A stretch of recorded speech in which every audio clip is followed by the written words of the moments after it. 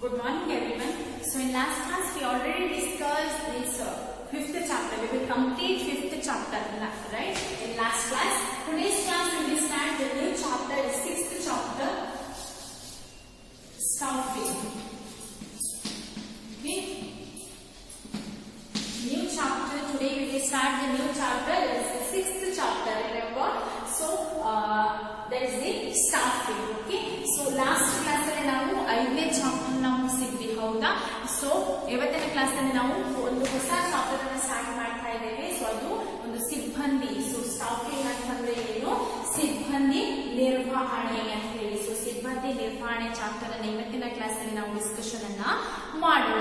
So the staffing. So after planning, after the organization's good plan, after that they have the good organization structure, after that the next duty is they allocate the staffs. Okay, the staffing. So in various organizations are there in countries, right? So in the various organizations it will be successful, they will reach their objective. So when they will reach their objective, that the organization have the good employee, so they have the good staffing. So in that time only they will easily reach their organizational goals or their aims. So suppose they don't have a good employees or the good staffing, so in that time what happened, it will be possible to reach their goal or achieve. It will be impossible to reach their goal or achieve or their objective. Why? Because their employees are not good, right? So when their employees are good, so in that time what happened, automatically the organization will reach their goal. Okay, so their hard work, their talent, the employees have a good talent, as well as they have more knowledge, as well as they are more hard workers. So automatically what happens, it will be possible to easily achieve the organizational objectives or the goal of the organizations. Okay, so when it will be possible, the organization can achieve its objectives only when the right person in right position, so in that time or right place, so in that time only the organization will achieve their organization objective or the goal. Okay, so ಇನ್ನೊಂದು ಸಿಬ್ಬಂದಿ ನಿರ್ವಹಣೆ. So ಯಾವುದೇ ಸಂಸ್ಥೆ ಆಗಿರಬಹುದು, so ಎಲ್ಲಾ ಸಂಸ್ಥೆಗಳಲ್ಲೂ ಕೂಡ ಯಾರು ಬೇಕು, ಸ್ಟಾಫ್ಸ್. ಹೌದಾ, ಸ್ಟಾಫ್ಸ್ ಅಂತ ಹೇಳಿ ಅಥವಾ ಎಂಪ್ಲಾಯೀಸ್ ಬೇಕು. ಹೌದಾ, ಸೊ ಎಂಪ್ಲಾಯೀಸ್ ಬೇಕು. ವಿದೌಟ್ ಎಂಪ್ಲಾಯಿ, ವಿದೌಟ್ ಸಿಬ್ಬಂದಿ, ವಿದೌಟ್ ಸ್ಟಾಫ್ ಇಂದ ಯಾವುದೇ ಒಂದು ಆರ್ಗನೈಸೇಷನ್ ಅನ್ನು ಸಕ್ಸಸ್ಫುಲ್ ಆಗಿ ನಡ್ಸ್ಕೊಂಡು ಹೋಗ್ಲಿಕ್ಕೆ ಸಾಧ್ಯವಾ, ಅಥವಾ ಅದರ ಒಂದು ಏನ್ ಗುರಿ ಇರ್ತದೆ, ಅದರ ಒಂದು ಏನ್ ಉದ್ದೇಶ ಇರ್ತದೆ, ಅದನ್ನ ರೀಚ್ ಆಗ್ಲಿಕ್ಕೆ ಸಾಧ್ಯ ಇದೆಯಾ, ಇಲ್ಲ. ಹೌದಾ, ಸೊ ಯಾವಾಗ ಒಂದು ಆರ್ಗನೈಸೇಷನ್ ಅಲ್ಲಿ ಒಳ್ಳೆಯ ಕೆಲಸಗಾರ ಇರ್ತಾರೆ, ಸಿಬ್ಬಂದಿ ಅಥವಾ ಸ್ಟಾಫ್ಸ್ ಇರ್ತಾರೆ, ಆವಾಗ ಮಾತ್ರ ಆರ್ಗನೈಸೇಷನ್ ಆಬ್ಜೆಕ್ಟಿವ್ ಅನ್ನ ಅವರು ಅಥವಾ ಗುರಿಯನ್ನ ಅಥವಾ ಉದ್ದೇಶವನ್ನ ಈಸಿಯಾಗಿ ಸಾಧಿಸಲಿಕ್ಕೆ ಸಾಧ್ಯ ಆಗ್ತದೆ. ಸೊ ಯಾವಾಗ ಒಂದು ಕಂಪನಿ ಅಂತ ಹೇಳೋದ್ರ ಒಂದು ಗುಡ್ ಪ್ಲಾನಿಂಗ್ ಇರ್ತದೆ, ಸೊ ಯೋಚಿಸುವಿಕೆ ಆಗಿರ್ಬೋದು ಅಥವಾ ಗುಡ್ ಆರ್ಗನೈಸಿಂಗ್ ಸ್ಟ್ರಕ್ಚರ್ ಇರ್ತದೆ.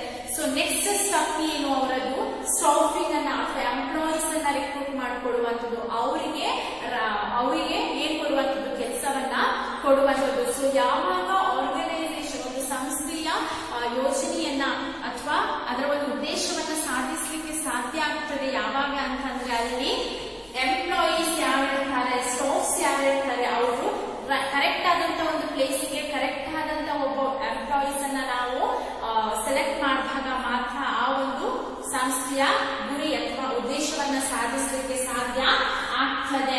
ಸೊ ವ್ಯಕ್ತಿಗಳನ್ನು ಅಲ್ಲಿ ಸಾಕಷ್ಟು ಸಿಬ್ಬಂದಿ ಬೇಕು. ಹೌದಾ, ಸೊ ಸಾಕಷ್ಟು ಸಿಬ್ಬಂದಿಗಳು ಬೇಕು. ಮಾನವ ಸಂಪನ್ಮೂಲ ಅಂತ ಹೇಳೋದು ಅತ್ಯವಶ್ಯಕ ಆಗಿರ್ತದೆ ಯಾವುದೇ ಒಂದು ಸಂಸ್ಥೆಗೂ ಕೂಡ.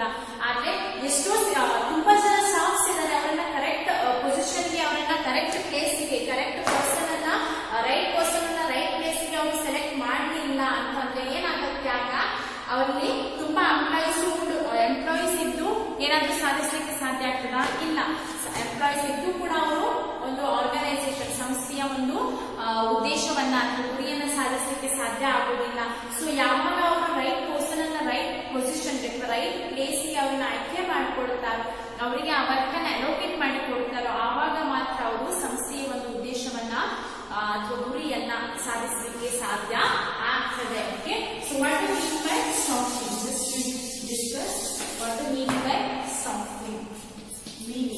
meaning of something.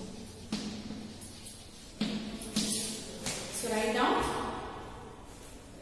So after good planning, after selection of the organization structure, next step is staffing. Okay, after the organization have the good plan, after they will select the organization structure, after that next procedure or next step is what?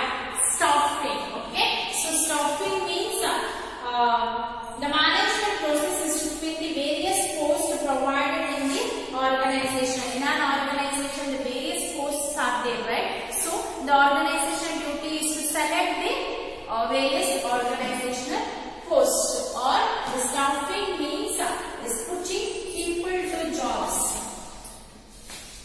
So staffing means putting people's to jobs.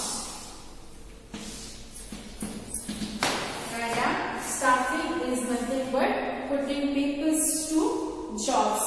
So it begins when it begins with workforce planning, and it includes the different recruitment, right? Different other functions like recruitment, as well as what are the required here: recruitment, selection, training, development, promotion, compensation, as well as the performance appraisal of workforce. So staffing is nothing but putting the people to jobs. So staffing is nothing but, and after the organization have good plan, after that they will select the organization structure. After that, their duty is to appoint the various jobs, or they appoint the people for the purpose of what? In an organization, it have the various posts, right? So in that purpose, they will select the or putting people to the jobs. That will be called as what? Staffing. So it will be have a good plan as well as the different functions as well there, like recruitment, selections, as well as training program, as well as development, as well as performance, as well as the compensation and the performance appraisal of workforce. So this all called staffing. Okay, so ಸಿಬ್ಬಂದಿ ನಿರ್ವಹಣೆ ಅಂತಂದ್ರೆ ಏನು? So ಯೋಜಿಸುವಿಕೆ ಮತ್ತು ಸಂಘಟನೆಯ ರಚನೆಯ ಕೆಲಸಗಳು ಪೂರ್ಣಗೊಂಡ ಮೇಲೆ ನೆಕ್ಸ್ಟ್ ಒಂದು ಕಾರ್ಯ ಏನಾಗಿರ್ತದೆ, ಅಲ್ಲಿ ಸಿಬ್ಬಂದಿಗಳನ್ನ ಆಯ್ಕೆ ಮಾಡಿಕೊಳ್ಳುವಂತದ್ದಾಗಿರ್ತದೆ. ಸೊ ಒಂದು ಸಂಸ್ಥೆಯ ಒಂದು ಒಳ್ಳೆಯ ಒಂದು ಏನಿದೆ ಪ್ಲಾನ್ ಇದೆ, ಹೌದಾ? ಅದೇ ರೀತಿ ಅವರು ಆರ್ಗನೈಸೇಷನ್ ಸ್ಟ್ರಕ್ಚರ್ ಅನ್ನು ಕೂಡ ಸೆಲೆಕ್ಟ್ ಮಾಡ್ಕೊಂಡಿದ್ದಾರೆ ಅಂತಂದ್ರೆ ನೆಕ್ಸ್ಟ್ ಏನು ಎ ಅಂತ ಹೇಳುವ ಒಬ್ಬ ಪರ್ಸನ್ ಅವ್ನು ಏನ್ ಮಾಡ್ತಾನೆ, ಒಂದು ಆರ್ಗನೈಸೇಷನ್ ಅನ್ನು ಸ್ಟಾರ್ಟ್ ಮಾಡ್ಬೇಕು ಅಂತ ಅನ್ಕೊಳ್ತಾನೆ. ಸೊ ಆರ್ಗನೈಸೇಷನ್ ಅನ್ನು ಸ್ಟಾರ್ಟ್ ಮಾಡ್ಬೇಕಂತಂದ್ರೆ ಅವನಿಗೆ ಬಿಫೋರ್ ಏನ್ ಬೇಕು? ಒಳ್ಳೆಯ ಒಂದು ಪ್ಲಾನಿಂಗ್ ಬೇಕು, ಹೌದಾ? ಸೊ ಒಳ್ಳೆಯ ಪ್ಲಾನಿಂಗ್ ಆದ್ರೆ ಏನ್ ಬೇಕು? ಅವನು ಆರ್ಗನೈಸೇಷನ್ ಸ್ಟ್ರಕ್ಚರ್ ಅನ್ನ ಸೆಲೆಕ್ಟ್ ಮಾಡಬೇಕು. ಆರ್ಗನೈಸೇಷನಲ್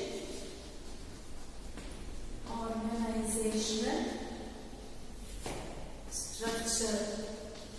ನೆಕ್ಸ್ಟ್ ಸ್ಟೆಪ್ ಏನು? ಏನಾಗ್ತದೆ? ವೇರಿಯಸ್ ಜಾಬ್ಸ್ ಇರ್ತದೆ ಆರ್ಗನೈಸೇಷನ್ ಅಲ್ಲಿ, ಹೌದಾ? ಡಿಫ್ರೆಂಟ್ ಡಿಪಾರ್ಟ್ಮೆಂಟ್ಸ್ ಇರ್ತವೆ. ಸೊ ಆ ಡಿಫ್ರೆಂಟ್ ಡಿಪಾರ್ಟ್ಮೆಂಟ್ಸ್ ಏನ್ ಮಾಡ್ಬೇಕು? ಅವರು ಯಾವ್ದಾರ ಡಿಫ್ರೆಂಟ್ ಡಿಪಾರ್ಟ್ಮೆಂಟ್ಸ್ ಮತ್ತೆ ಅದಕ್ಕೆ ಇಷ್ಟು ಜನ ಬೇಕು ಅಂತ ಹೇಳಿ ಅವ್ರಿಗೆ ಐಡಿಯಾ ಸಿಕ್ಕಿದ ಮೇಲೆ ಅವ್ರು ಏನ್ ಮಾಡ್ಬೇಕು? ಎಂಪ್ಲಾಯೀಸ್ ಅನ್ನ ಸೆಲೆಕ್ಟ್ ಮಾಡ್ಕೊಳ್ಬೇಕಂತ. ಅದನ್ನ ನಾವೇನಂತ ಕರಿತೀವಿ? ಸ್ಟಾಫಿಂಗ್ ಅಂತ ಹೇಳಿ ಕರಿತೀವಿ. ಸೊ ಸ್ಟಾಫಿಂಗ್ ಸಿಬ್ಬಂದಿ ನಿರ್ವಹಣೆ ಅಂತಂದ್ರೆ ಏನು? Putting peoples to jobs. So ಕೆಲಸಗಳಿಗೆ ಜನರನ್ನ ಇರಿಸುವಂತದನ್ನ ನಾವೇನಂತ ಕರಿತೀವಿ? ಸಿಬ್ಬಂದಿ ನಿರ್ವಹಣೆ ಅಂತ ಹೇಳಿ. ಓಕೆ, ಯಾವುದೇ ಒಂದು ಸಂಸ್ಥೆ ಅದು ಸಕ್ಸಸ್ಫುಲ್ ಆಗಿ ರನ್ ಆಗ್ಬೇಕು, ಅದರ ಒಂದು ಗ್ರೋತ್ ಆಗ್ಬೇಕು, ಅದರ ಒಂದು ಗುರಿಯನ್ನ ಸಾಧಿಸಬೇಕಾದ್ರೆ ಯಾರು ಬೇಕು? ಸಿಬ್ಬಂದಿ ಬೇಕು, ಹೌದಾ? ಅವರೆಲ್ಲ ಒಂದು ನೇಮಕ ಮಾಡಿಕೊಳ್ಳುವ ಒಂದು ಪ್ರಕ್ರಿಯೆಯನ್ನು ನಾವೇನಂತ ಕರಿತೀವಿ? ಸ್ಟಾಫಿಂಗ್, ಸಿಬ್ಬಂದಿ ನಿರ್ವಹಣೆ. ಸೊ ಸಿಬ್ಬಂದಿಗಳನ್ನ ಕೆಲಸಕ್ಕೆ ಇರಿಸುವಂತದ ನಾವೇನಂತ ಕರಿತೀವಿ?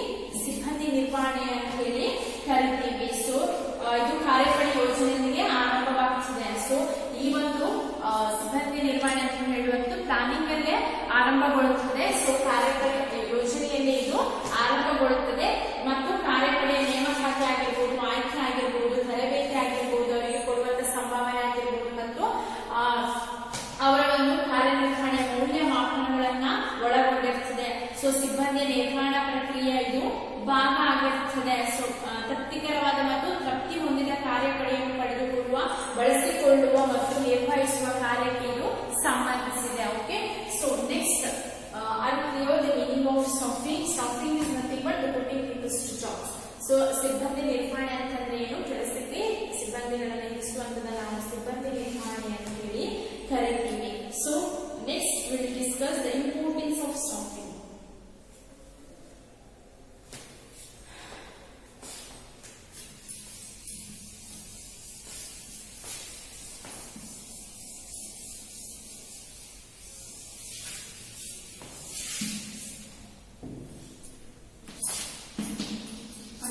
Importance.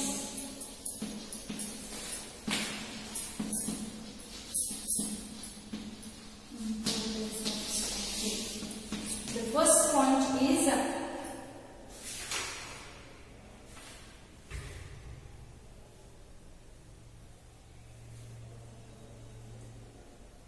staffing ensures the following benefits to the organization. So the importance of staffing. What is the importance of staffing? Because when the persons will right place in right position, automatically what happen? The growth of the organization will be possible. They will achieve their objective. It will be possible. ಹೌದಾ? So ಯಾವಾಗ ಇದರ ಒಂದು ಪ್ರಾಮುಖ್ಯತೆ ಏನು? ಇದರ ಒಂದು ಸಿಬ್ಬಂದಿ ನಿರ್ವಹಣೆಯ ಒಂದು ಪ್ರಾಮುಖ್ಯತೆ ಏನು ಅಂತ ಹೇಳಿದ್ರೆ, ಸೊ ಯಾವಾಗ ಸಿಬ್ಬಂದಿ ನಿರ್ವಹಣೆ ಯಾವುದೇ ಸಂಘಟನೆಯಲ್ಲಿ ಜನರು ಕೆಲಸ ನಿರ್ವಹಿಸಲು ಅಗತ್ಯವಾಗಿರ್ತದೆ. ಹೌದಾ? ಯಾವುದೇ ಸಂಸ್ಥೆ ಆಗಿರ್ಬೋದು, ಅಲ್ಲಿ ಯಾರು ಬೇಕು? ಕೆಲಸಗಾರರು ಬೇಕು, ಸಿಬ್ಬಂದಿಗಳು ಬೇಕು. ಸಿಬ್ಬಂದಿಗಳು ಇಲ್ಲ ಅಂದ್ರೆ ಅವರಿಗೆ ಕೆಲಸ ಮಾಡ್ಲಿಕ್ಕೆ ಸಾಧ್ಯ ಇದೆಯಾ? ಇಲ್ಲ. ಸೊ ಮೆಟೀರಿಯಲ್ಸ್ ಇದೆ, ಮೆಷಿನ್ಸ್ ಇದೆ, ಮೆಷಿನ್ಸ್ ಅನ್ನ ರನ್ ಮಾಡ್ಲಿಕ್ಕೆ ಅದು ಯಾರು ಬೇಕಾಗ್ತದೆ? ಸಿಬ್ಬಂದಿಗಳು ಬೇಕಾಗ್ತದೆ. ಹೌದಾ? ಸಿಬ್ಬಂದಿಗಳು ಬೇಕಂದ್ರೆ ಏನ್ ಮಾಡ್ಬೇಕು? ಅವರನ್ನ ಸೆಲೆಕ್ಟ್ ಮಾಡ್ಕೋಬೇಕು, ಅವರನ್ನ ರಿಕ್ರೂಟ್ ಮಾಡ್ಕೋಬೇಕು. ಹೌದಾ? ಸೊ ಯಾವಾಗ ಅವರ ಒಂದು ಪ್ರಾಮುಖ್ಯತೆ ಏನು? ಯಾವುದೇ ಒಂದು ಸಂಸ್ಥೆಗೆ ಸಿಬ್ಬಂದಿಗಳ ಪ್ರಾಮುಖ್ಯತೆ ಏನಾಗಿರ್ತದೆ? ಸೊ ಸಿಬ್ಬಂದಿಗಳು ಇದ್ದಾಗ ಮಾತ್ರ ಒಂದು ಸಂಸ್ಥೆಯ ಗುರಿಯನ್ನ ಅಚೀವ್ ಮಾಡ್ಲಿಕ್ಕೆ ಸಾಧ್ಯ ಆಗ್ತದೆ. ಆ ಒಂದು ಸಂಸ್ಥೆ ಸಕ್ಸಸ್ಫುಲ್ ಆಗಿ ರನ್ ಆಗ್ಲಿಕ್ಕೆ ಸಾಧ್ಯ ಆಗ್ತದೆ. ಅದರ ಒಂದು ಗ್ರೋತ್ ಆಗ್ಲಿಕ್ಕೆ ಸಾಧ್ಯ ಆಗ್ತದೆ. ಸೊ ಯಾವಾಗ ಒಬ್ಬ ವ್ಯಕ್ತಿ ರೈಟ್ ಪರ್ಸನ್ ರೈಟ್ ಪೊಸಿಷನ್ ಅಲ್ಲಿ ಇದ್ದಾನೋ, ಸೊ ಆಗ ಏನಾಗ್ತದೆ? ಅವರು within short period of time ಅಲ್ಲಿ ತಮ್ಮ ಕೆಲಸವನ್ನ ಮುಗಿಸ್ತಾರೆ. ಸೊ ವರ್ಕ್ ಪ್ರೊಡಕ್ಷನ್ ಅಂತ ಹೇಳುವಂಥದ್ದು ಜಾಸ್ತಿ ಆಗ್ತದೆ. ಸೊ ಪ್ರೊಡಕ್ಷನ್ ಅಂತ ಹೇಳುವಂಥದ್ದು ಜಾಸ್ತಿ ಆಗ್ತದೆ.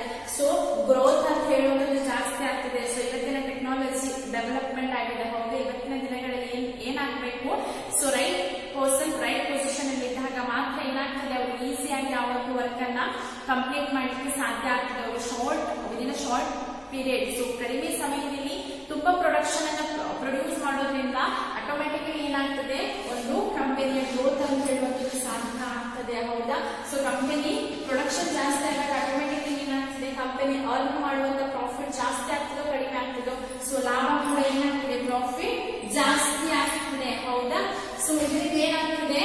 ಆರ್ಗನೈಸೇಷನ್ ನ ಡೆವಲಪ್ಮೆಂಟ್ ಗ್ರೋತ್ ಅಂತ ಹೇಳುವಂಥದ್ದು ಸಾಧ್ಯ ಆಗ್ತದೆ ಅಂತ ಹೇಳಿ ಹೇಳ್ಬೋದು. So next we will discuss what are the benefits. So this is one of is the importance of staffing. ಇದು ಒಂದು ಪ್ರಾಮುಖ್ಯತೆ ಆಗಿರುತ್ತದೆ. So next is the benefits. The first one is helps in discovering and obtaining competent personnel for various jobs. It will helps in discovering and obtaining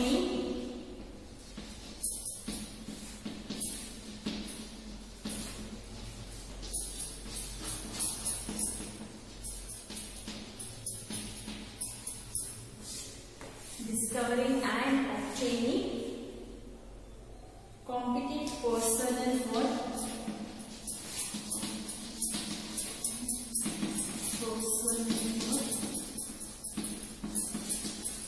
various jobs. Okay, so write down all the points. Okay, so benefits. The first benefits is helps in discovering and obtaining competent personnel for various jobs. Okay, so ಮೊದಲ ಒಂದು ಪ್ರಯೋಜನ ಏನಂತ ಹೇಳಿದ್ರೆ, so ಇದರಿಂದ ಏನಾಗ್ತದೆ? discovering and obtaining competent personnel for various jobs. it will be one of the benefits.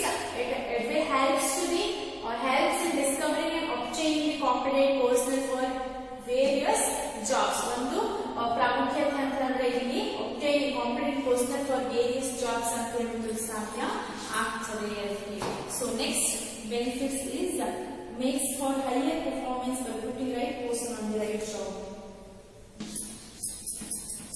Performance will be higher or the performance will be increased. How? Because the right person is in right position or right place, right? Automatically what happened? Their performance will be increased. ಹೌದಾ? ಇನ್ನೊಂದು benefits ಅಂತಂದ್ರೆ ಯಾವಾಗ ನಾವು ವ್ಯಕ್ತಿಗಳನ್ನ ಅಥವಾ employees ಅನ್ನ right person ಅನ್ನ right place ಗೆ ನಾವು ಅಪಾಯಿಂಟ್ ಮಾಡ್ತೇವೆ, ಆಟೋಮೆಟಿಕಲಿ ಏನಾಗ್ತದೆ ಅವರ ಒಂದು ಪರ್ಫಾರ್ಮೆನ್ಸ್ ಲೆವೆಲ್ ಅಂತ ಹೇಳುವಂಥದ್ದು ಇನ್ಕ್ರೀಸ್ ಆಗ್ತದೆ. So next is the continuous survival and growth of the enterprises will be possible. Growth. So next one of the benefit is the continuous growth of the enterprises will be possible. The continuous survival ensures that organization will be continuous survival in the society. It will be possible as well as the growth of the enterprises also possible. The growth of enterprises, succession planning for managers.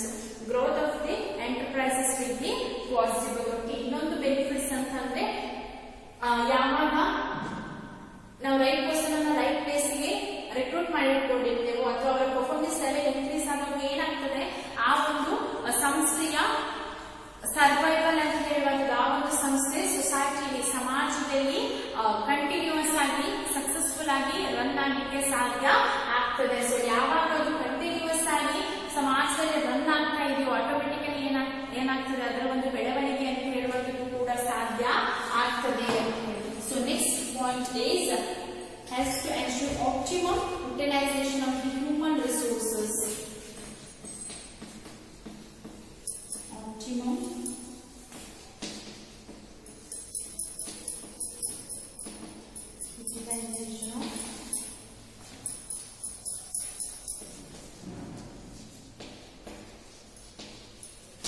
Optimum utilization of human resources. Another one benefit of staffing is optimum utilization of the human resources. The organization will utilize the optimum utilization of the human resources as well as the humans means the organization will select the people in right person and right place. Right? Automatically what happened? They will do the hard work. They will utilize their resources as well as the company or efficiency. Their efficiency, effectively work will be increased. Right? So automatically what happened? The organization's growth will be possible. The production will be increased. Right? So optimum utilization of human resources. The organization will utilize the human resources. Automatically what happened? The wastage of materials or machines or anything. So it will be decreases. Right? So by avoiding overmanning, it prevents underutilization of personnel and high labor cost. At the same time, it avoids disruption of work by indicating in advance the shortage of personnel. So these are the decreases or it will be avoid the organization. So ಇನ್ನೊಂದು benefits ಅಂತಂದ್ರೆ ಸಿಬ್ಬಂದಿ ನಿರ್ವಹಣೆಯಿಂದ ಆಗುವಂತ ಇನ್ನೊಂದು benefits ಅಂತಂದ್ರೆ ಇದು optimum utilisation of human resources, ಮಾನವ ಸಂಪನ್ಮೂಲಗಳನ್ನ correct ಆಗಿ ಯುಟಿಲೈಸ್ ಮಾಡ್ಕೊಳ್ತದೆ. ಸೊ ಇದರಿಂದ ಏನಾಗ್ತದೆ ಅಲ್ಲಿ ಆಗುವಂತ ಕನ್ಫ್ಯೂಷನ್ಸ್ ಆಗಿರ್ಬೋದು. ಸೊ ಅಥವಾ ಏನ್ ವರ್ಕ್ ಅಲ್ಲಿ ಅಂಡರ್ ಯುಟಿಲೈಸೇಷನ್ ಆಫ್ ಪರ್ಸನಲ್ ಅಂತ ಹೇಳೋದು ಡಿಕ್ರೀಸ್ ಆಗ್ತದೆ.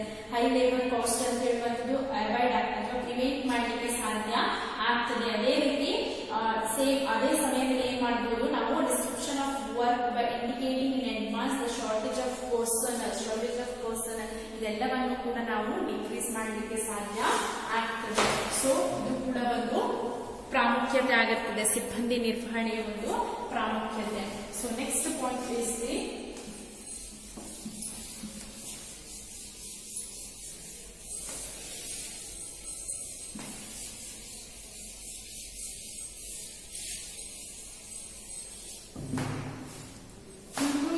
job satisfaction.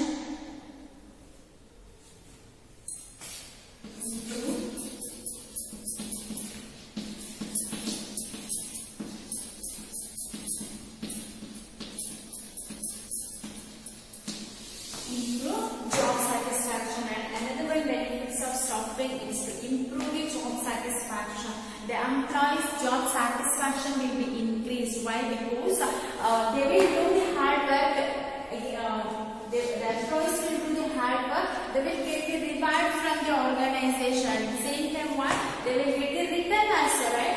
The organization will provide you good wages or salaries to the employees, right? So automatically what happened? The job satisfaction it will be improved. Organization also satisfied as well as the employees also satisfied. The organization will get the good work from the employees as well as the employees will get the good salaries or wages from organization. The moral of employees to objective assessment and fair reward for their contributions. What they will contribute to the organization. The employees will contribute to the organization means organization also contribute to the employees. ಹೌದಾ? ಇನ್ನೊಂದು benefit ಅಂತಂದ್ರೆ job satisfaction ಅಂತ ಹೇಳ್ಬಿಟ್ಟು improve ಆಗ್ತದೆ. So ಇಬ್ರು ಕೂಡ ಇಲ್ಲಿ satisfaction ಆಗ್ತಾರೆ, ಇಬ್ರು ಕೂಡ ಕಾಂಟ್ರಿಬ್ಯೂಷನ್ ಅನ್ನ ಮಾಡ್ತಾರೆ. ಹೌದಾ? ಫಾರ್ ಎಕ್ಸಾಂಪಲ್ ಎ ಲಿಮಿಟೆಡ್ ಅಂತ ಹೇಳ್ಬಿಟ್ಟು ಕಂಪನಿ ಇದೆ. ಸೊ ಇಲ್ಲಿ ಎ ಮ್ಯಾನೇಜರ್ ಇದ್ರೆ ಬಿ ಸಿ ವರ್ಕರ್ಸ್ ಅಂತ ಅನ್ಕೊಳ್ಳಿ. So B C workers. Okay, so B ಮತ್ತು ಸಿ ಮಾಡಿದಂತ ಕೆಲಸಕ್ಕೆ ಯಾರು ಏನ್ ಕಾಂಟ್ರಿಬ್ಯೂಟ್ ಮಾಡ್ತಾರೆ? ಎ ಅಂತ ಹೇಳಿ ಏನ್ ಕಾಂಟ್ರಿಬ್ಯೂಟ್ ಮಾಡ್ತಾನೆ? ಮನಿ. ಹೌದಾ? Wages R salary. ಸೊ ಇವ್ರು ಏನ್ ಮಾಡ್ತಾರೆ? ವರ್ಕರ್ಸ್ ಏನ್ ಮಾಡ್ತಾರೆ? ವರ್ಕರ್ಸ್ ಏನ್ ಕಾಂಟ್ರಿಬ್ಯೂಟ್ ಮಾಡ್ತಾರೆ? Good work. ಹೌದಾ? ಸೊ ಎಫಿಷಿಯನ್ಸಿ ಆಗಿ ಎಫೆಕ್ಟಿವ್ ಆಗಿ ತಮ್ಮ ವರ್ಕ್ ಅನ್ನು ಅವರು ಪೂರ್ಣಗೊಳಿಸ್ತಾರೆ. ಸೊ ಇಲ್ಲಿ ಡಿ ಸಿ ಮಾಡಿದಂತ ಕೆಲಸಕ್ಕೆ ಅವನಿಗೆ ಅವನ ಒಂದು ಜಾಬ್ ಸ್ಯಾಟಿಸ್ಫ್ಯಾಕ್ಷನ್ ಅವನಿಗೆ ಹೇಗಾಗ್ತದೆ? ಅವನು ಮಾಡಿದಂತ ಕೆಲಸಕ್ಕೆ, ಅವನು ಮಾಡಿದಂತ ಹಾರ್ಡ್ ವರ್ಕಿಗೆ ಅವನಿಗೆ ರಿಟರ್ನ್ ಸಿಕ್ಕಿದಾಗ, ಸೊ ರಿವಾರ್ಡ್ ಅಂದ್ರೆ ವೇಜಸ್ ಆಗಿರ್ಬೋದು, ಸ್ಯಾಲರಿ ಸಂಬಳ ಸಿಕ್ಕಿದಾಗ, ವೇತನ ಸಿಕ್ಕಿದಾಗ ಏನಾಗುತ್ತೆ? ಅವನಿಗೂ ಕೂಡ ಸ್ಯಾಟಿಸ್ಫ್ಯಾಕ್ಷನ್ ಅಂತ ಹೇಳ್ಬಿಟ್ಟು ಇರ್ತದೆ. ಹೌದಾ? ಸೊ ಹೇಗೆ ಅವನೇನ್ ಸಂಬಳವನ್ನ ಕೊಡ್ತಾನೆ ಅವನಿಗೂ ಕೂಡ ಸ್ಯಾಟಿಸ್ಫ್ಯಾಕ್ಷನ್ ಆಗ್ತದೆ. ಯಾವಾಗ? ಇಲ್ಲಿ ಬಿ ಮತ್ತು ಸಿ ಹಾರ್ಡ್ ವರ್ಕ್ ಮಾಡಿದಾಗ, ಅವರ ಪರ್ಫಾರ್ಮೆನ್ಸ್ ಇನ್ಕ್ರೀಸ್ ಆದಾಗ, ಕಂಪನಿಯ ಪ್ರೊಡಕ್ಷನ್ ಅಂತ ಹೇಳುವಂಥದ್ದು ಇನ್ಕ್ರೀಸ್ ಆದಾಗ, ಸೊ ವೇಸ್ಟೇಜ್ ಅಂತ ಹೇಳುವಂಥದ್ದು ಡಿಕ್ರೀಸ್ ಆದಾಗ, ಸೊ ಎ ಕೂಡ ಸ್ಯಾಟಿಸ್ಫೈ ಆಗ್ತಾನೆ. ಸೊ ಅವನು ಒಳ್ಳೆಯ ಸ್ಯಾಲರಿ ಕೊಡ್ಲಿಕ್ಕೆ ಸಾಧ್ಯ ಆಗ್ತದೆ. ಹೌದಾ? ಅವನು ಸ್ಯಾಲರಿ ಕೊಡ್ತಾನೆ, ವರ್ಕರ್ಸ್ ಏನ್ ಮಾಡ್ತಾರೆ? ಒಳ್ಳೆ ವರ್ಕ್ ಅನ್ನ ಮಾಡ್ತಾರೆ. ಇಬ್ರು ಕೂಡ ಕಾಂಟ್ರಿಬ್ಯೂಟ್ ಮಾಡ್ತಾ ಇದ್ದಾರೆ. ಹೌದಾ? ಸೊ ಬಿ ಮತ್ತು ಸಿ ಏನ್ ಕಾಂಟ್ರಿಬ್ಯೂಟ್ ಮಾಡ್ತಿದ್ದಾರೆ? ಒಳ್ಳೆಯ ವರ್ಕ್ ಅನ್ನ ಕಾಂಟ್ರಿಬ್ಯೂಟ್ ಮಾಡ್ತಾ ಇದ್ದಾರೆ ಸಂಸ್ಥೆಗೆ. ಅದೇ ಎ ಏನ್ ಕಾಂಟ್ರಿಬ್ಯೂಟ್ ಮಾಡ್ತಾ ಇದ್ದಾರೆ? ವರ್ಕರ್ಸ್ ಗೆ ಅಥವಾ ಎಂಪ್ಲಾಯೀಸ್ ಗೆ ಒಳ್ಳೆಯ ವೇಜಸ್ ಅಥವಾ ಸ್ಯಾಲರೀಸ್ ಅನ್ನ ಕಾಂಟ್ರಿಬ್ಯೂಟ್ ಮಾಡ್ತಾ ಇದ್ದಾರೆ. ಸೊ ಅದು ಯಾವುದೇ ರೀತಿಯಾದಂತ ವರ್ಕರ್ಸ್ ಆಗಿರ್ಬೋದು, ಸಿಬ್ಬಂದಿಗಳಾಗಿರ್ಬೋದು, so it will be contract based ಆಗಿರ್ಬೋದು ಅಥವಾ ಪರ್ಮನೆಂಟ್ ಆಗಿರಬಹುದು. ಸೊ ಕಾಂಟ್ರಾಕ್ಟ್ ಬೇಸ್ ಅಲ್ಲಿ ವರ್ಕರ್ಸ್ ಅನ್ನ ತಗೊಂಡಿರ್ಬೋದು ಕಂಪನಿ, ಅಥವಾ ಪರ್ಮನೆಂಟ್ ಆಗಿ ತಗೊಂಡಿರ್ಬೋದು. ಸೊ ಈ ರೀತಿಯಾಗಿ ಯಾವುದೇ ರೀತಿಯಾದಂತ ವರ್ಕರ್ಸ್ ಇದ್ರೂ ಕೂಡ, ಯಾವುದೇ ರೀತಿಯ ಸಿಬ್ಬಂದಿಗಳು ಇದ್ರೂ ಕೂಡ ಅವರ ಒಂದು ಕರ್ತವ್ಯ ಏನಾಗಿರ್ತದೆ? ವರ್ಕ್ ಮಾಡುವಂತಾಗಿರ್ತದೆ. ಸೊ ಆ ಒಂದು ಸಂಸ್ಥೆಯ ಓನರ್ ಆಗಿರ್ತಾನೆ, ಮ್ಯಾನೇಜರ್ಸ್ ಆಗಿರ್ತಾನೆ, ಅವರ ಒಂದು ಡ್ಯೂಟಿ ಏನಿರ್ತದೆ? ಅವರಿಗೆ ಕರೆಕ್ಟ್ ಆದಂತಹ ಒಂದು ವೇಜಸ್ ಅನ್ನ ಕೊಡುವಂಥದ್ದು, ಸ್ಯಾಲರೀಸ್ ಅನ್ನ ಕೊಡುವಂತದ್ದಾಗಿರ್ತದೆ. ಸೊ ಇದೇನಾಗ್ತದೆ? ಇಬ್ರು ಕೂಡ ಕಾಂಟ್ರಿಬ್ಯೂಷನ್ ಅನ್ನ ಮಾಡ್ತಾರೆ. ಸೊ ಜಾಬ್ ಸ್ಯಾಟಿಸ್ಫ್ಯಾಕ್ಷನ್ ಅಂತ ಹೇಳುವಂಥದ್ದು ಸಾಧ್ಯ ಇದೆ. ಹೌದಾ? ಸೊ ಈ ರೀತಿಯಾಗಿ ನಾವು ಸ್ಟಾಫಿಂಗ್ ಅನ್ನ ಮಾಡೋದ್ರಿಂದ, ಸಿಬ್ಬಂದಿಯ ನಿರ್ವಹಣೆ ಮಾಡೋದ್ರಿಂದ ಏನಾಗ್ತದೆ? ನಮಗೆ ತುಂಬಾ ಬೆನಿಫಿಟ್ ಇದೆ, ತುಂಬಾ ಪ್ರಯೋಜನಗಳು ಇದಾಗ. ಹೌದಾ? ಸೊ ಆರ್ಗನೈಸೇಷನ್ ಪ್ರೊಡಕ್ಷನ್ ಜಾಸ್ತಿ ಆಗ್ತದೆ. ಲೆಸ್ ಟೈಮ್ ಅಲ್ಲಿ ಅವರು ತುಂಬಾ ಪ್ರೊಡಕ್ಷನ್ ಅನ್ನ ಪ್ರೊಡ್ಯೂಸ್ ಮಾಡ್ಲಿಕ್ಕೆ ಸಾಧ್ಯ ಆಗ್ತದೆ. ಪರ್ಫಾರ್ಮೆನ್ಸ್ ಇನ್ಕ್ರೀಸ್ ಆಗ್ತದೆ. So right person right place ಅಲ್ಲಿ ಇರ್ತಾನೆ. ಅವನಿಗೆ ಅದರಲ್ಲಿ ನಾಲೆಜ್ ಆಗಿರ್ಬೋದು, ಅವನ ಟ್ಯಾಲೆಂಟ್ ಡೆವಲಪ್ ಆಗ್ತದೆ. ಹೌದಾ? ಸೊ ಆಟೋಮೆಟಿಕಲಿ ಏನಾಗ್ತದೆ? ವೇಸ್ಟೇಜ್ ಅಂತ ಹೇಳುವುದು ಕಡಿಮೆ ಆಗ್ತದೆ. ಸೊ ಆಟೋಮೆಟಿಕಲಿ ದ ಆರ್ಗನೈಸೇಷನ್ ಸಮಾಜದಲ್ಲಿ ಜಾಸ್ತಿ ಸಮಯ ಸರ್ವೈವ್ ಆಗಲಿಕ್ಕೆ ಸಾಧ್ಯ ಆಗ್ತದೆ. ಆ ಒಂದು ಸಂಸ್ಥೆಯ ಬೆಳವಣಿಗೆಯೂ ಕೂಡ ಸಾಧ್ಯ ಆಗ್ತದೆ. ಸೊ ಅದೇ ಒಂದು ಸಿಬ್ಬಂದಿ ನಿರ್ವಹಣೆಯನ್ನ ಮಾಡದೇ ಇದ್ದಾಗ, ಯಾವುದಾದ್ರೂ ಒಂದು ಸಂಸ್ಥೆ ಸಿಬ್ಬಂದಿ ನಿರ್ವಹಣೆ ಒಂದು ಪ್ರಕ್ರಿಯೆಯನ್ನ ಮಾಡದೇ ಇದ್ದಾಗ ಏನೆಲ್ಲ ಆಗ್ತದೆ? ಸೊ ಸಿಬ್ಬಂದಿ ನಿರ್ವಹಣೆ, ಸ್ಟಾಫಿಂಗ್ ಅನ್ನ ಕರೆಕ್ಟ್ ಆಗಿ ಸ್ಟಾಫಿಂಗೇ ಇಲ್ಲ, ಕರೆಕ್ಟ್ ಆದಂತ ಒಂದು ಸಿಬ್ಬಂದಿಗಳೇ ಇಲ್ಲ, ಟ್ಯಾಲೆಂಟೆಡ್ ಆಗಿರ್ಬೋದು ಅಥವಾ ರೈಟ್ ಪರ್ಸನ್ ರೈಟ್ ಪ್ಲೇಸ್ ಅಲ್ಲಿ ಇಲ್ಲ ಅಂತ ಆದಾಗ ಏನಾಗ್ತದೆ? Automatically it takes more time. ಹೌದಾ? ಇದಕ್ಕೆ ತುಂಬಾ ಸಮಯ ತಾಗ್ತದೆ. ಅವನು ಒಂದು ಕಂಪ್ಲೀಟ್ ಮಾಡ್ಬೇಕಾದ್ರೆ ವರ್ಕ್ ಅನ್ನ, ಇದಕ್ಕೆ ಏನಾಗ್ತದೆ? ತುಂಬಾ ಸಮಯ ತಾಗ್ತದೆ. ಯಾಕಂತಂದ್ರೆ ಅವನು ಆ ಒಂದು ವರ್ಕ್ ಅಲ್ಲೇ ಪರಿಣಿತಿಯನ್ನು ಹೊಂದಿರೋದಿಲ್ಲ, ಅವನು ಆ ಒಂದು ವರ್ಕ್ ನಲ್ಲಿ ಟ್ಯಾಲೆಂಟೆಡ್ ಆಗಿರೋದಿಲ್ಲ, ನಾಲೆಜ್ ಹೊಂದಿರೋದಿಲ್ಲ. ಸೊ ಆಗ ಏನಾಗ್ತದೆ? ಅವನಿಗೆ ತುಂಬಾ ಸಮಯ ಮಾಡಬೇಕಾಗ್ತದೆ. ಅದೇ ನಾವು ಯಾವ ಪರ್ಸನ್ ಅನ್ನ ರೈಟ್ ಪ್ಲೇಸ್ಗೆ ಅಪಾಯಿಂಟ್ ಮಾಡಿದಾಗ ಏನಾಗ್ತದೆ, ಆಟೋಮೆಟಿಕಲಿ ಅವನಿಗೆ ಆ ಒಂದು ವರ್ಕ್ ನ ಬಗ್ಗೆ ಏನಿರ್ತದೆ, ನಾಲೆಜ್ ಇರ್ತದೆ. ಹೌದಾ? ಸೊ ಐಡಿಯಾಸ್ ಇರ್ತದೆ. ಅವನಿಗೆ ಈಸಿಯಾಗಿ ಆ ಒಂದು ವರ್ಕ್ ಅನ್ನ within a short period of time ಅಲ್ಲಿ ಮುಗಿಸಲಿಕ್ಕೆ ಸಾಧ್ಯ ಆಗ್ತದೆ. ಸೊ ಅದೇ ನಾವು ಈ ಒಂದು ಸಾಫ್ಟ್ವೇರ್ ಪ್ರಕ್ರಿಯೆಯನ್ನ ಪ್ರೋಸೆಸ್ ಅನ್ನ ಇನ್ಕ್ಲೂಡ್ ಮಾಡದೇ ಇದ್ದಾಗ ಆರ್ಗನೈಸೇಷನ್ ಏನಾಗ್ತದೆ, ಆಟೋಮೆಟಿಕಲಿ ಟೇಕ್ಸ್ ಮೋರ್ ಟೈಮ್. ಹೌದಾ? ಸೊ ವೇಸ್ಟೇಜ್ ಅಂತ ಹೇಳಿ ಜಾಸ್ತಿ ಆಗ್ತದೋ ಕಡಿಮೆ ಆಗ್ತದೋ? ಜಾಸ್ತಿ ಆಗ್ತದೆ. ಹೌದಾ? Increase wastage of materials, machines and so wastage ಅಂತ ಹೇಳುವಂಥದ್ದು ಜಾಸ್ತಿ ಆಗ್ತದೆ. ಪರ್ಫಾರ್ಮೆನ್ಸ್ ಲೆವೆಲ್ ಅಂತ ಹೇಳುವಂಥದ್ದು ಏನಾಗ್ತದೆ, ಜಾಸ್ತಿ ಆಗ್ತದೋ ಕಡಿಮೆ ಆಗ್ತದೋ? ಕಡಿಮೆ ಆಗ್ತದೆ. ಹೌದಾ? ಸೊ ಇದರಿಂದ ಏನಾಗ್ತದೆ, ಅವರಿಗೆ ವೇಸ್ಟೇಜ್ ಆಗಿರ್ಬೋದು, ಎಫರ್ಟ್ ಆಗಿರ್ಬೋದು. So employees are not if right kind of employees are not available. So right kind of employees available ಇಲ್ಲದೆ ಇದ್ದಾಗ ಅವರ ಎಫರ್ಟ್ ಆಗಿರ್ಬೋದು, ಎನರ್ಜಿ ಆಗಿರಬಹುದು, ಅಥವಾ ಟೈಮ್ ಆಗಿರಬಹುದು, ಅಥವಾ ವೇಸ್ಟೇಜ್ ಆಗಿರ್ಬೋದು, ವೇಸ್ಟೇಜ್ ಆಫ್ ರಾ ಮೆಟೀರಿಯಲ್ಸ್ ಆಗಿರ್ಬೋದು, ಮೆಷಿನ್ಸ್ ಆಗಿರ್ಬೋದು. ಸೊ ಇದೆಲ್ಲೂ ಕೂಡ ಏನಾಗ್ತದೆ, ಜಾಸ್ತಿ ಆಗ್ತದೆ. ಸೊ ಆಟೋಮೆಟಿಕಲಿ ಏನಾಗ್ತದೆ, ಅವರ ಎಫರ್ಟ್, ಎನರ್ಜಿ ಇದೆಲ್ಲವೂ ಕೂಡ ಕಡಿಮೆ ಆದಾಗ ಏನಾಗ್ತದೆ, ಆಟೋಮೆಟಿಕಲಿ ಪ್ರೊಡಕ್ಷನ್ ಅಂತ ಹೇಳಿ ಜಾಸ್ತಿ ಆಗ್ತದೋ ಕಡಿಮೆ ಆಗ್ತದೋ? ಕಡಿಮೆ ಆಗ್ತದೆ. ಹೌದಾ? ಸೊ ಎಲ್ಲಿಗೆ ರಿಸಲ್ಟ್ಗೆ ಎಫೆಕ್ಟ್ ಆಗ್ತದೆ. ಹೌದಾ? ಪ್ರೊಡಕ್ಟಿವಿಟಿ ಅಂತ ಹೇಳುವುದು ಡಿಕ್ರೀಸ್ ಆಗ್ತದೆ. ಸೊ ಪ್ರೊಡಕ್ಷನ್ ಡಿಕ್ರೀಸ್ ಆಯ್ತು ಅಂತಂದ್ರೆ ಆಟೋಮೆಟಿಕಲಿ ಏನಾಗ್ತದೆ, ಆರ್ಗನೈಸೇಷನ್ ಗ್ರೋತ್ ಸಾಧ್ಯವಾ? ಅದು ತುಂಬಾ ಸರ್ವೈವಲ್ ಆಗ್ಲಿಕ್ಕೆ ಸೊಸೈಟಿಯಲ್ಲಿ ಸಾಧ್ಯ ಇದೆಯಾ? ಸಾಧ್ಯ ಇಲ್ಲ. ಹೌದಾ? ಸೊ ಆಟೋಮೆಟಿಕಲಿ ಏನಾಗ್ತದೆ, ಅದರ ಒಂದು ಪ್ರೊಡಕ್ಷನ್ ಡಿಕ್ರೀಸ್ ಆದಾಗ growth of organisation will be possible? No, growth ಅಂತ ಹೇಳುವಂಥದ್ದು ಕೂಡ ಸಾಧ್ಯ ಇಲ್ಲ. So the development of organisation ಅಂತ ಹೇಳುವುದು ಕೂಡ ಸಾಧ್ಯ ಇಲ್ಲ. It will not reach their organisation objective. ಸಂಸ್ಥೆಯ ಒಂದು ಉದ್ದೇಶವನ್ನ ಸಾಧಿಸಲಿಕ್ಕೂ ಅಥವಾ ಗುರಿಯನ್ನ ರೀಚ್ ಆಗಲಿಕ್ಕೂ ಕೂಡ ಅವರಿಗೆ ಸಾಧ್ಯ ಆಗೋದಿಲ್ಲ. ಸೊ ಇದರಿಂದ ಏನಾಗ್ತದೆ, ಅವರಿಗೆ ಲಾಸ್ ಆಗ್ತದೆ. ಹೌದಾ? The enterprises will not be able to sell its products profitably. So ಅವರು ಆ ಒಂದು ಪ್ರಾಡಕ್ಟ್ಸ್ ಅನ್ನ ಸೇಲ್ ಮಾಡಿ ಪ್ರಾಫಿಟ್ ಅನ್ನ ಹೊಂದಲಿಕ್ಕೂ ಕೂಡ ಸಾಧ್ಯ ಆಗೋದಿಲ್ಲ. ಸೊ ಅದೇ ರೀತಿ ಏನಾಗ್ತದೆ, essential that kind of people must be available in right number at the right time. They should be given adequate training so that wastage is minimum. They must be also be induced to show higher productivity and quality by offering them proper incentives. ಹೌದಾ?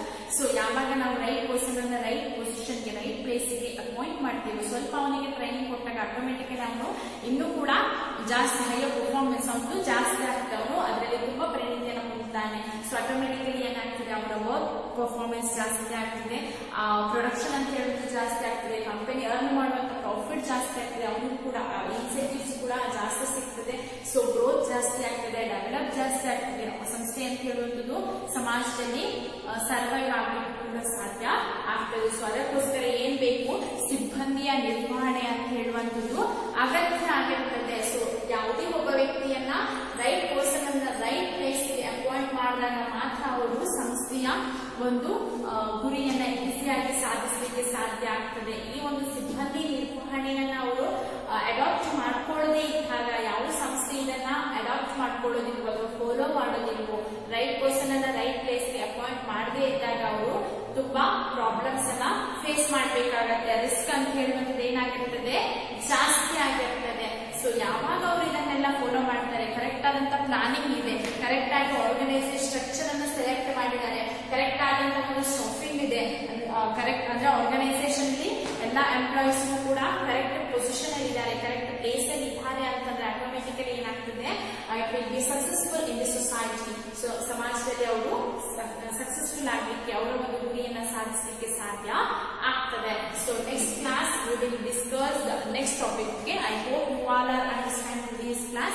And next topic, the staffing process, I think that topic we will discuss in next class. Okay.